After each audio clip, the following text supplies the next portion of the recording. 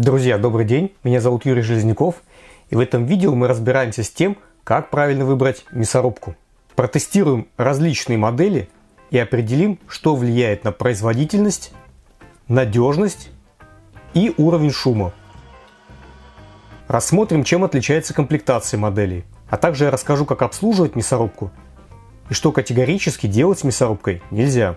Очень надеюсь, что, посмотрев это видео, вам будет проще выбрать подходящую модель. Начнем с такого параметра, как мощность. Как правило, на корпусе мясорубки может быть указана номинальная или максимальная мощность. Вторую еще называют мощностью при заклинивании. Без нагрузки или с небольшой нагрузкой мясорубка может продолжительное время работать на минимальной мощности. Чем более жилистое мясо вы прокручиваете, тем более высокая мощность требуется мясорубке. При достижении пиковой нагрузки, к примеру, если попадет косточка, мясорубки разных производителей ведут себя по-разному. У мясорубок некоторых производителей бывают пластиковые сменные предохранительные втулки, которые выходят из строя при избыточной нагрузке, но сохраняют редуктор и двигатель. Некоторые производители говорят о металлических шестернях в редукторе. Panasonic применяет более простой метод – это прививатель цепи. Давайте подумаем, что лучше и почему. При избыточной нагрузке мясорубка может либо отключиться, либо какой-то элемент мясорубки выйдет из строя. Panasonic и некоторые мясорубки других производителей отключаются. Срабатывает прививатель цепи, но таких немного. Если защитным элементом является пластиковая муфта, выходит из строя она. Если нет, нагрузка идет дальше на редуктор.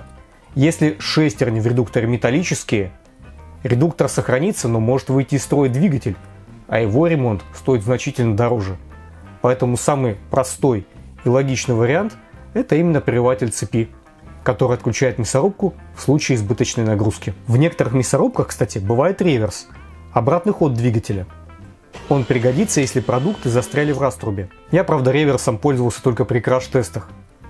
Итак, мы разобрались с номинальной и пиковой мощностью, а теперь давайте определимся, какая мощность подойдет именно вам.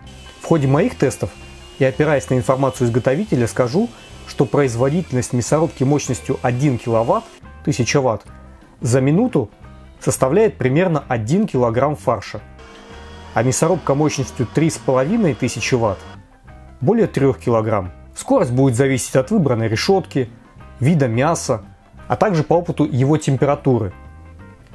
Теплое куриное бедро прокручивается медленнее, чем охлажденное или чуть замороженное мясо, даже если это будет мясо свинины или говядины. Если вы делаете за один раз пару килограмм фарша из курицы, подойдут многие модели мясорубки. Но если вы прокручиваете жилистое мясо в количестве 5-10 килограмм за один раз, выбирайте модель помощнее. Если вам нужны терки и шинковки, можно выбирать модели с насадками в комплекте.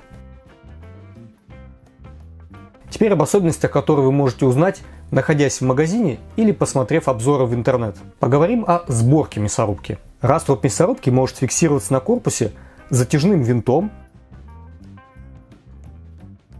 фиксирующим рычагом или у некоторых производителей кнопкой. Первые два варианта позволяют избежать люфта. Последний вариант позволяет зафиксировать раструб быстрее, но люфт будет заметным, и уровень шума, возможно, будет выше. Не всем это понравится. Обращайте внимание на затяжную гайку, фиксирующую решетку. Удобно, когда есть выступы, позволяющие закрутить ее, используя подручные предметы. Некоторые производители кладут в комплект мясорубки специальный затяжной ключ. Но лично я не очень люблю слишком большое количество элементов на своей кухне. Если у мясорубки много насадок, задумайтесь о том, где их хранить. В некоторых мясорубках, кстати, есть отсек для хранения. Это удобно. Насадки в комплекте могут быть для разных задач. Для кебби, для приготовления колбас, насадки шинковки, овощерезки и так далее. Выбирайте мясорубку под ваши задачи. По своему опыту отмечу, что чаще узкоспециализированное устройство лучше выполняет задачи, чем многофункциональный комбайн. Но это субъективно. А вот на что точно нужно обратить внимание, это на решетки, которые входят в комплект мясорубки. К примеру, моей семье нравится блюдо из фарша, приготовленного с использованием мелкой решетки. Еще одним фактором, который позволяет определить качественную и надежную мясорубку, является вес прибора. Мясорубка с мощным надежным двигателем, качественным пластиком, толстыми проводами не будет легкой. Выбирайте модель, которая действительно прослужит вам долгие годы. Теперь об обслуживании мясорубки. Это важно. В интернете есть огромное количество роликов о том, как затачивать ножи для мясорубки. При работе нож соприкасается с решеткой и затачивается сам. Нож и решетка находятся в одной плоскости. После самостоятельной заточки ножа уже не будет плотного контакта ножа и решетки, и качество приготовления фарша снизится. Не точите нож вручную. Также нельзя мыть элементы мясорубки в посудомоечной машине. Это написано в инструкции. Для того, чтобы вы понимали почему, я проводил эксперимент. Разместил детали мясорубки в посудомоечной машине. После мытья раструб потерял блеск. Он немного потемнел.